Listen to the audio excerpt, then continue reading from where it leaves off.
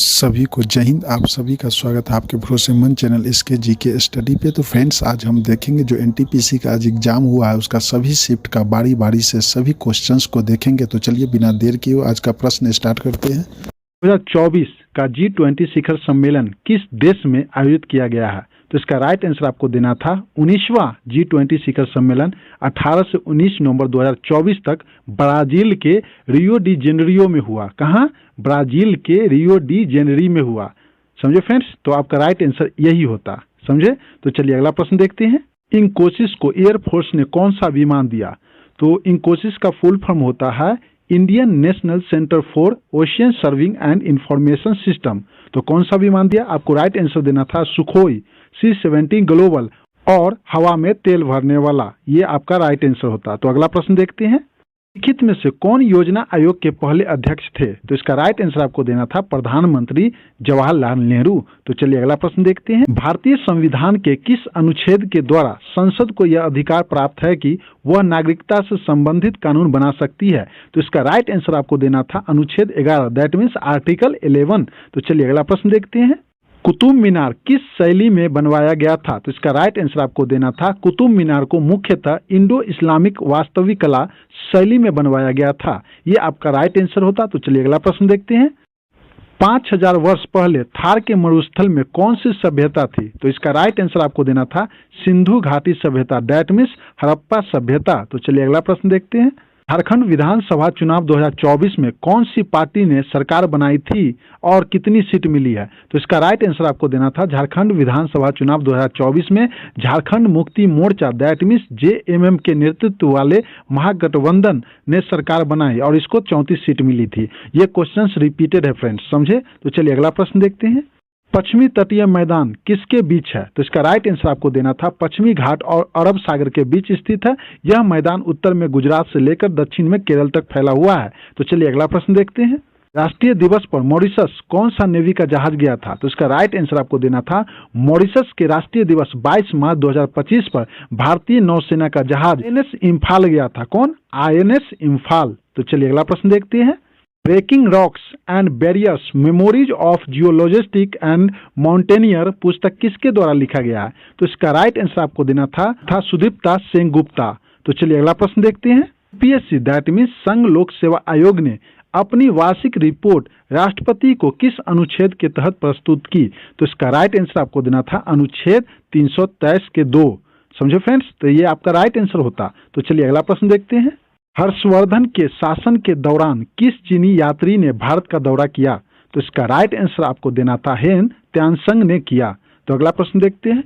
विद्युत बल्ब का फिलामेंट किसका बना होता है? तो इसका राइट आंसर आपको देना था टंगस्टन धातु का बना होता है। तो चलिए अगला प्रश्न देखते हैं।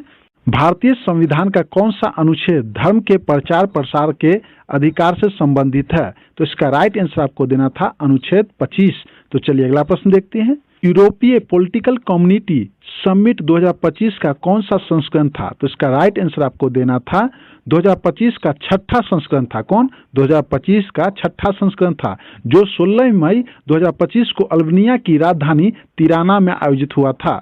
तो आगे बढ़ने से पहले वीडियो पसंद आ रहा है तो प्लीज लाइक कर दीजिए। जो लोग चैनल पर नए हैं चैनल को सब्सक्राइब कर लीजिए, बेल आइकन की घंटी को ऑन कर लीजिए ताकि वीडियो का नोटिफिकेशन सबसे पहले आप तक पहुंच सके। फ्रेंड्स, यहाँ पे हम मंथली करंट अफेयर का वीडियो अपलोड करते हैं।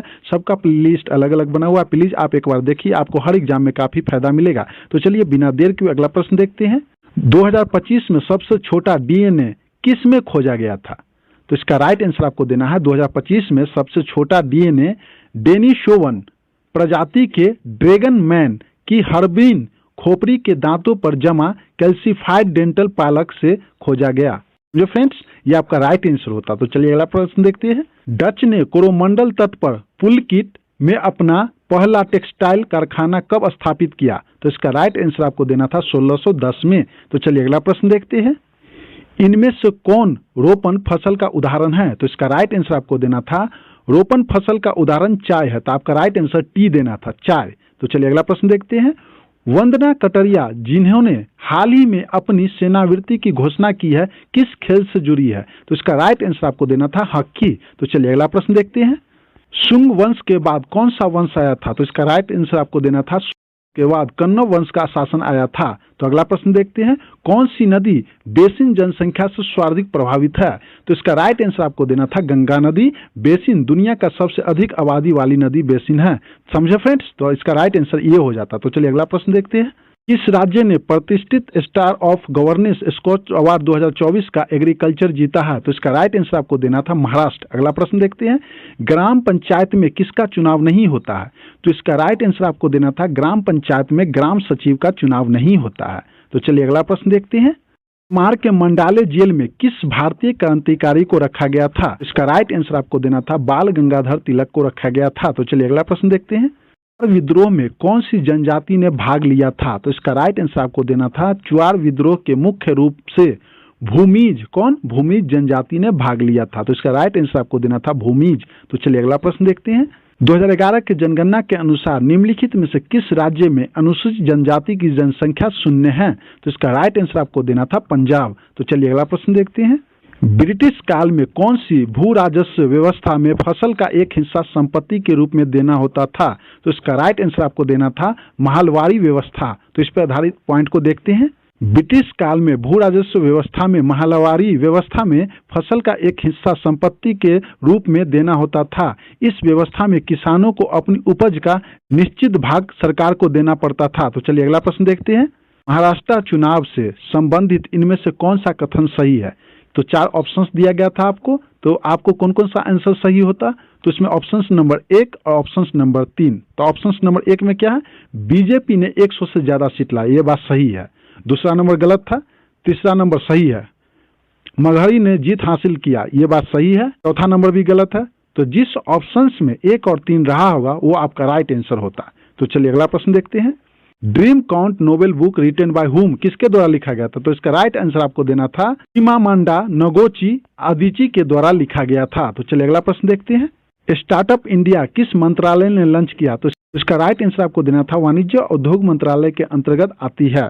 तो चलिए अगला प्रश्न देखते हैं, पलामू टाइगर रिजर्व हाल ही में किसके साथ साझेदारी कर रहा है ताकि रिजर्व के भीतर बेतला राष्ट्रीय उद्यान के लिए एक खोजी कुत्ता प्राप्त किया जा सके? तो इसका राइट आंसर आपको देना था Palamu tiger reserve Betla national park के लिए एक खोजी कुत्ता लाने के लिए विश्व वन्यजीव कोष विश्व वन्यजीव कोष और अंतर्राष्ट्रीय प्राकृतिक संरक्षण संघ की संयुक्त पहल ट्रैफिक इंडिया के साथ साझेदारी कर रहा है। कौन? ट्रैफिक इंडिया के साथ साझेदारी कर रहा है। समझे फ्रेंड्स? ये आपका राइट आंसर होता। तो चलिए अगला प्रश्न देखते हैं, शानकालीन भित्ति चित्र कौन सी गुफाओं में खोजे गए हैं? तो इसका राइट आंसर आपको देना था मध्य प्रदेश के भीमबेटका गुफा में खोजे गए हैं। गुप्त काल में न्याय देने वाले को क्या कहा जाता था? तो इसका राइट आंसर आपको देना था महादंड नायक। तो चलिए अगला प्रश्न देखते हैं, लक्षद्वीप का कौन सा द्वीप रहने लायक नहीं है? तो इसका राइट आंसर आपको देना था बिट्रा द्वीप और पिटरी द्वीप। तो आपको ऑप्शंस में क्या था? बिट्रा द्वीप, तो वो आपका राइट आंसर होता। तो इस पर आधारित पॉइंट को देखते हैं, लक्षद्वीप का पिटरी द्वीप रहने लायक नहीं है क्योंकि यह एक पक्षी अभयारण्य है और मनुष्य को रहने के लिए नहीं है। तो चलिए अगला प्रश्न देखते हैं, कौन सा अनुच्छेद राष्ट्रीय महत्व के स्मारकों, स्थानों और वस्तुओं के संरक्षण की गारंटी देता है? तो इसका राइट आंसर आपको देना था अनुच्छेद 49। अगला प्रश्न देखते हैं, लिखित में से कौन सी थार रेगिस्तान की सबसे लंबी नदी है? तो इसका राइट आंसर आपको देना था लूनी। तो चलिए अगला प्रश्न देखते हैं, जब आप एमएस ऑफिस में एक नई विंडो खोलते हैं जबकि पहले से एक विंडो खुली होती है तो पहले वाली विंडो को क्या होता है? तो इसका राइट आंसर देना था ऑप्शन नंबर सी, वह बैकग्राउंड में चली जाती है। तो चलिए अगला प्रश्न देखते हैं, हाल ही में विदर्भ ने किसे हराकर तीसरी बार रणजी ट्रॉफी खिताब जीता? तो इसका राइट आंसर आपको देना था हाल ही में विदर्भ ने नागपुर में केरल को हराकर तीसरी बार रणजी ट्रॉफी खिताब जीता। तो इसका राइट आंसर हो जाता केरल। तो चलिए अगला प्रश्न देखते हैं, डीएनए और आरएनए में क्या अंतर है?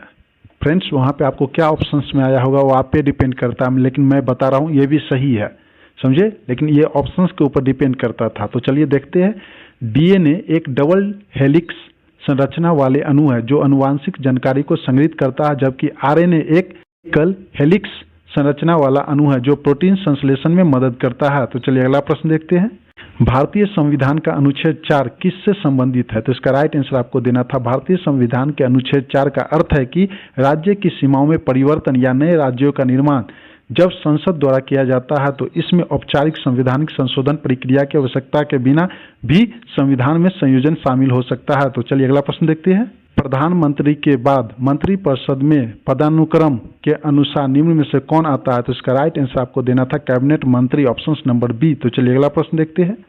में निम्नलिखित स्थानों में से डचों ने अपना सबसे पहला कारखाना कहाँ स्थापित किया? तो इसका राइट आंसर आपको देना था डचों ने 1605 में मुसलीपट्टम एमपी में अपना पहला कारखाना स्थापित किया। उनका दूसरा कारखाना 1610 में पुलकित में स्थापित किया गया। समझे? तो इसका राइट आंसर होता मुसलीपट्टम। तो चलिए अगला प्रश्न देखते हैं। भारत का पहला राज्य कौन सा था जिसने बहुआयामी गरीबी सूचकांक को अपनाया? तो इसका राइट आंसर आपको देना था Andhra Pradesh, option number D. तो चलिए अगला प्रश्न देखते हैं। लाइफ ऑफ सोल्जर पुस्तक के लेखक कौन है? तो इसका राइट आंसर आपको देना था ऑप्शन नंबर बी, नवनीत गिद्दर। तो फ्रेंड्स, आगे बढ़ने से पहले अगर वीडियो पसंद आ रहा है तो प्लीज लाइक कर दीजिए। जो लोग चैनल पर नए हैं चैनल को सब्सक्राइब कर लीजिए, बेल आइकन की घंटी ऑन कर लीजिए ताकि वीडियो का नोटिफिकेशन सबसे पहले आप तक पहुंच सके। फ्रेंड्स, यहाँ पे हम मंथली करंट अफेयर का वीडियो अपलोड करते हैं, सबका प्ले लिस्ट अलग अलग बना हुआ है। आप एक बार पढ़िए, आपको हर एग्जाम में काफी फायदा मिलेगा। तो चलिए बिना देर के अगला प्रश्न देखते हैं। हाल ही में फीफा ने किस देश के फुटबॉल महासंघ पर तीसरे पक्ष के हस्तक्षेप के कारण लगाए गए निलंबन को हटा दिया गया? तो इसका राइट आंसर होगा ऑप्शन नंबर बी, कांगो गणराज्य। अगला प्रश्न देखते हैं। लिखित में से कौन 19वीं शताब्दी के त्रावणकोर के महाराजा थे और मोहिनी अट्टम नृत्य शैली के एक प्रमुख संगीतकार के रूप में जाने जाते हैं? तो इसका राइट आंसर आपको देना था option number B, Swati Tirunal. तो चलिए अगला प्रश्न देखते हैं। लिखित में से दुद्दू मियाँ का असली नाम क्या था? तो इसका राइट आंसर आपको देना था मुहसिनुद्दीन अहमद। अगला प्रश्न देखते हैं। पश्चिम बंगाल के लोकगीत क्या है? तो इसका राइट आंसर आपको देना था बॉल। तो चलिए अगला प्रश्न देखते हैं।